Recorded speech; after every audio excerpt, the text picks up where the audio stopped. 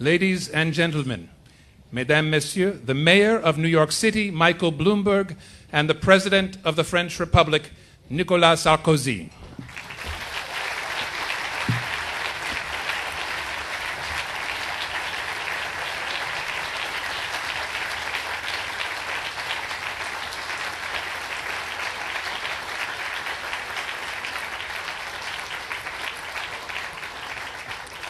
And now, please join the students from PS 84, the Lillian Weber School, under the direction of Principal Robin Sundick, as they sing the national anthems of France and the United States.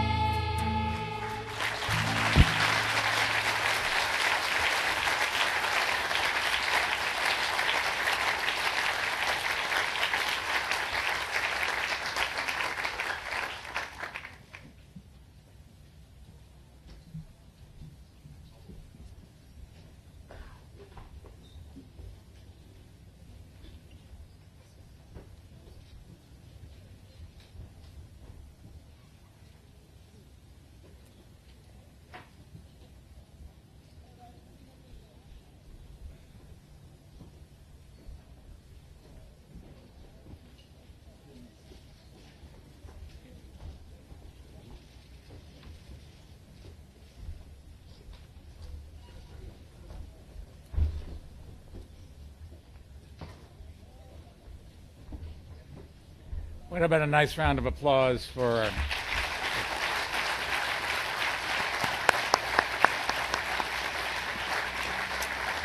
well, good morning, bonjour, Mr. President, bienvenue on New York, and merci beaucoup to the fantastic kids from PS 84. They are third and fourth graders, for those of you who are wondering, enrolled in our Department of Education's French-English dual language program. And they already speak French better than I speak English. Still, I'm going to use English this morning since my French isn't as good as it used to be. Actually, my high school French teacher would tell you it was never very good to begin with, but that's a whole nother episode of the book. Today, it is a distinct honor for me to welcome President Sarkozy to New York City and to Liberty Island. Over the coming weeks, we are commemorating the 125th anniversary of one of France's most enduring and most celebrated gifts to the United States, the Statue of Liberty. And since its dedication by President Grover Cleveland on October 28, 1883, the statue has stood as America's defining monument. She is a symbol of freedom, forged in the fires of the French and American revolutions, and an inspiration for countless revolutions ever since. She is a symbol of America's open embrace of exiles and dreamers. For millions who came to our shores seeking a better life, Lady Liberty was one of the first things they would see. In fact, the statue greeted some of my own ancestors when they arrived many years after a long journey across the Atlantic, and I can only imagine the emotions they felt gazing up at this proud, robust figure in the harbor. And of course, the statue also still celebrates the history that we share together, the debt we owe each other, and the enduring friendship between France and America. And let me just point out that France has been an ally of America since before there was an America. We should not forget all of the help they gave us.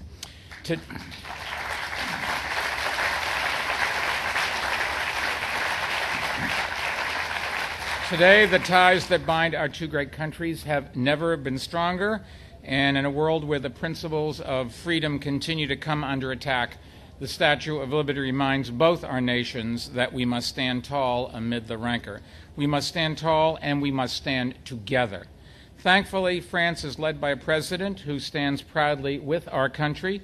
He is a lover of New York City, and I've been honored to join him several times on his visits to our city, and we're equally honored that he is able to join us today to celebrate this important anniversary for both our nations and for champions of freedom everywhere. Ladies and gentlemen, please welcome the 23rd President of the French Republic.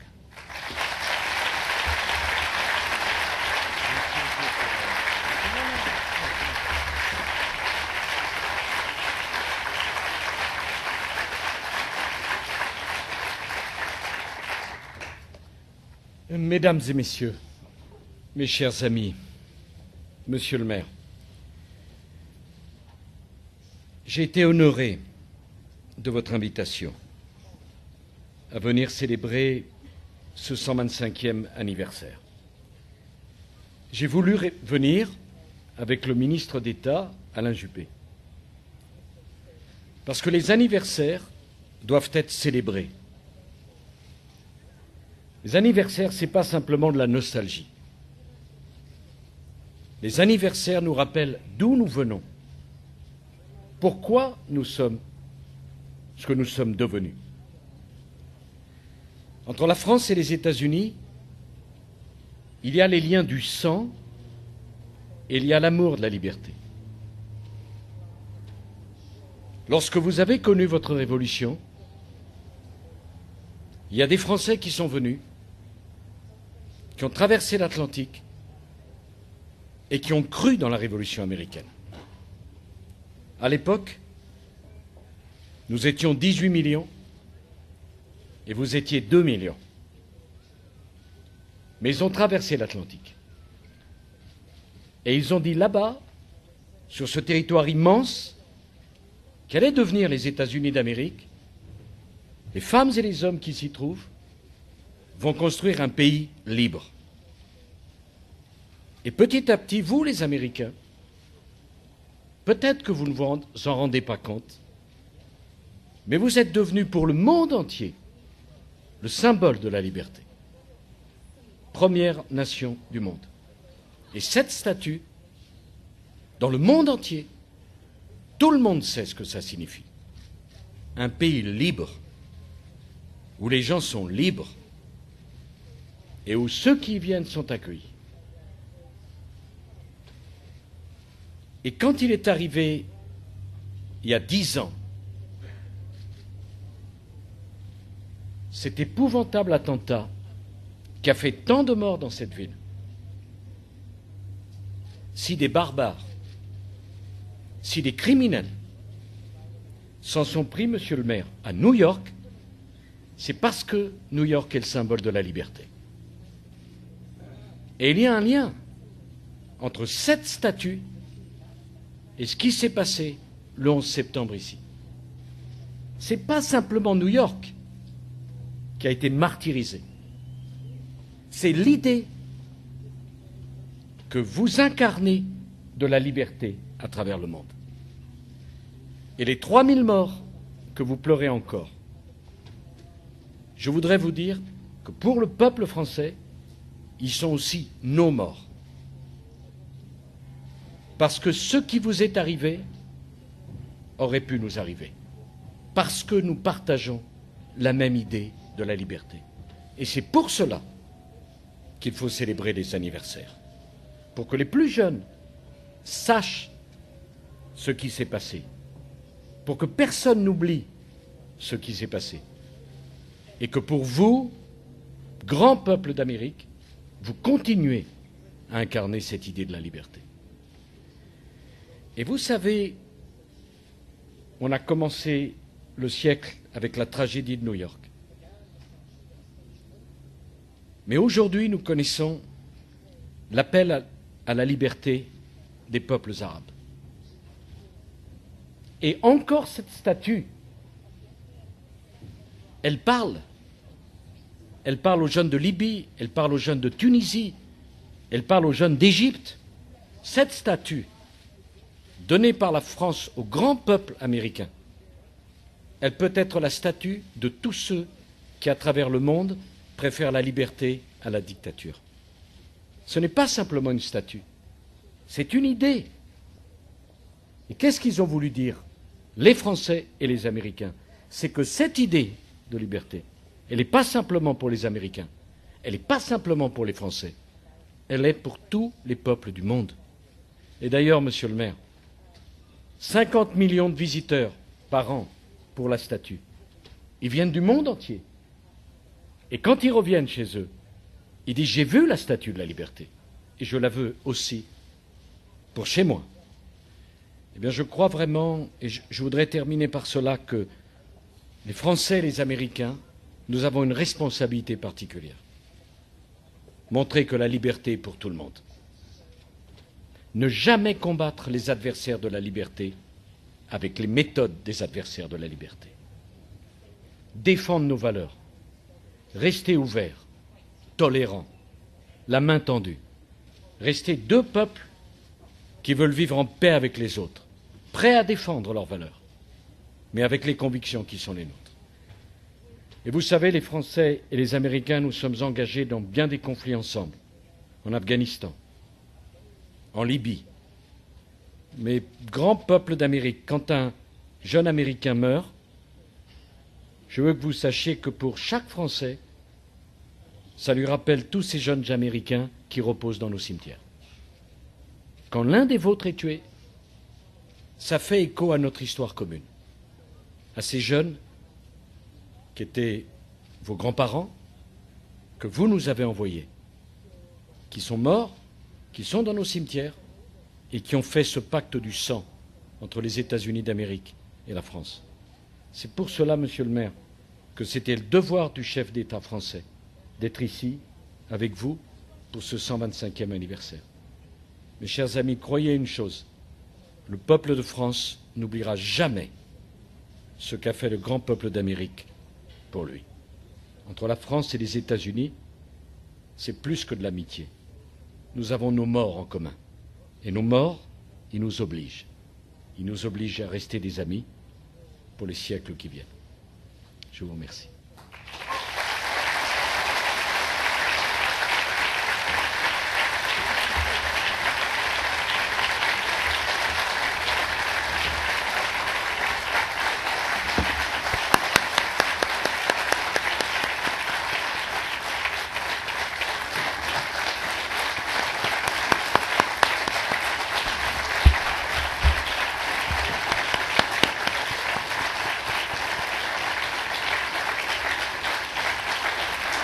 Thank you.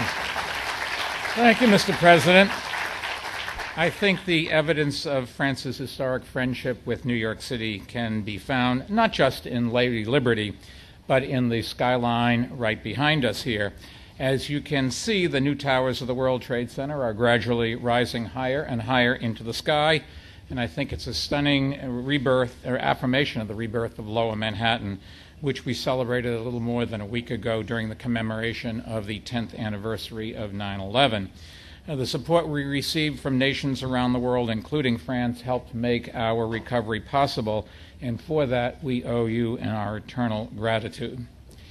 There was an incredible sense of hope and resilience in the wake of 9/11, and one of my favorite stories actually involves a group of New Yorkers who simply refused to let their city fall apart. We wanted to take a chance to honor them. With Lower Manhattan's future so uncertain, they quickly put together the first Tribeca Film Festival to help re-energize the neighborhood, and it clearly has. Each spring, hundreds of thousands of people from across the city and the globe, and many from France, thank you, now flock to downtown to see some of the best movies from around the world. The Tribeca Film Festival has grown in influence and stature every single year, and this morning I'm delighted to invite the founders of it to join us on stage as we say a few words about their latest venture. So please welcome Jane Rosenthal, Robert De Niro, and Craig Hatkoff.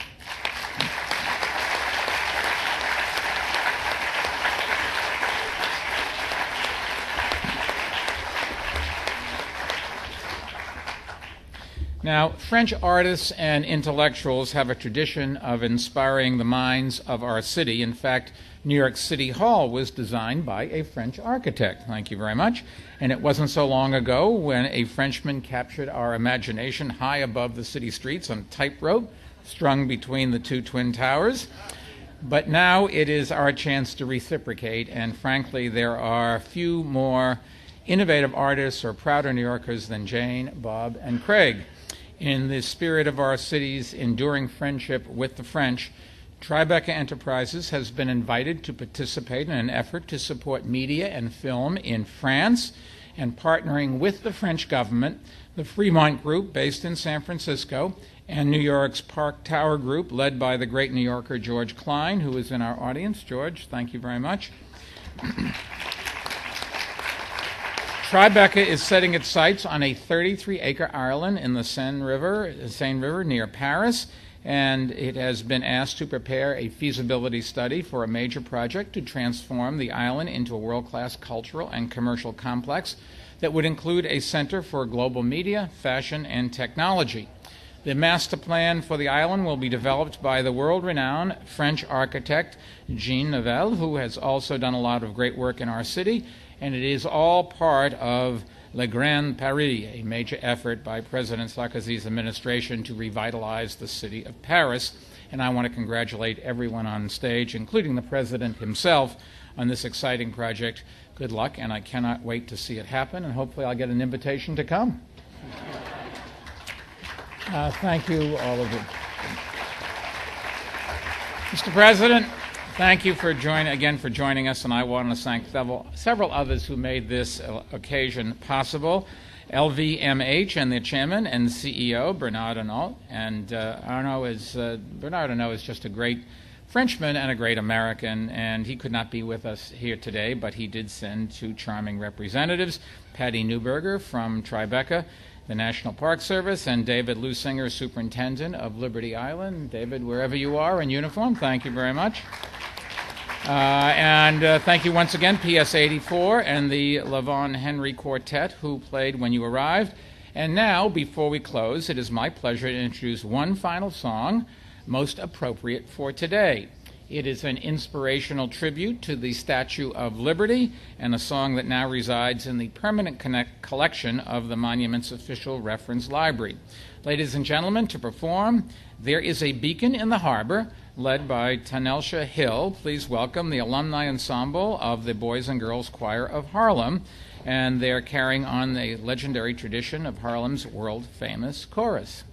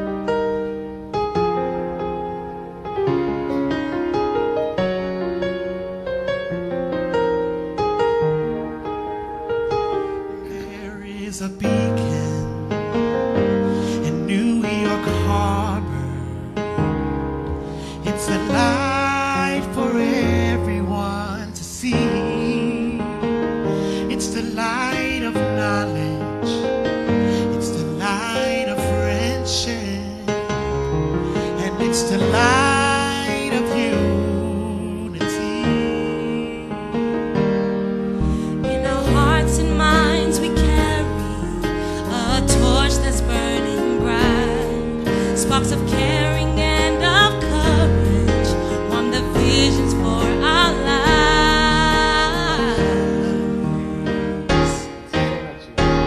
There is a beacon in New York Harbor. It's a light for everyone to see. It's the light of knowledge. It's the light of friendship.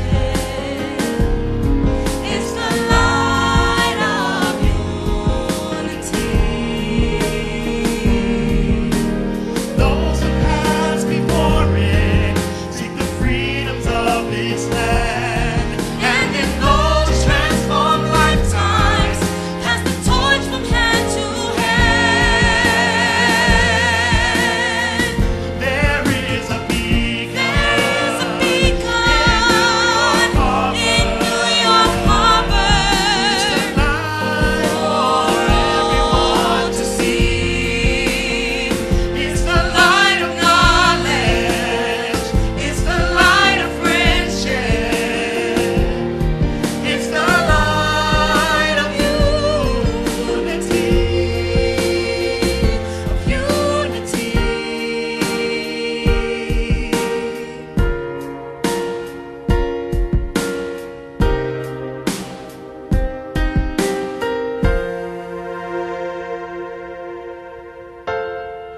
And here in our city, we've learned our lessons, and we help to build unity.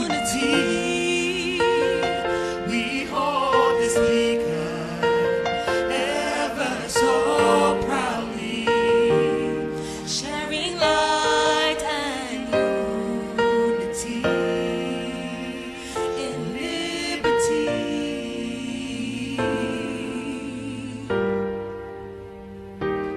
Sharing light and unity in liberty.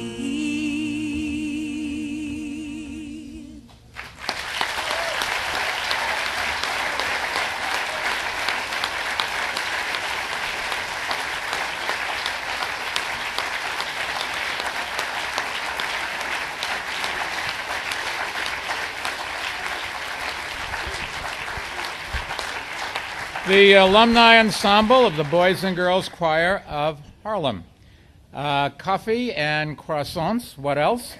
Being served in the back. Thank you. This is a wonderful day for friendship between two countries. Mr. President, on behalf of all Americans, thank you very much. Have a great day, everyone. Merci.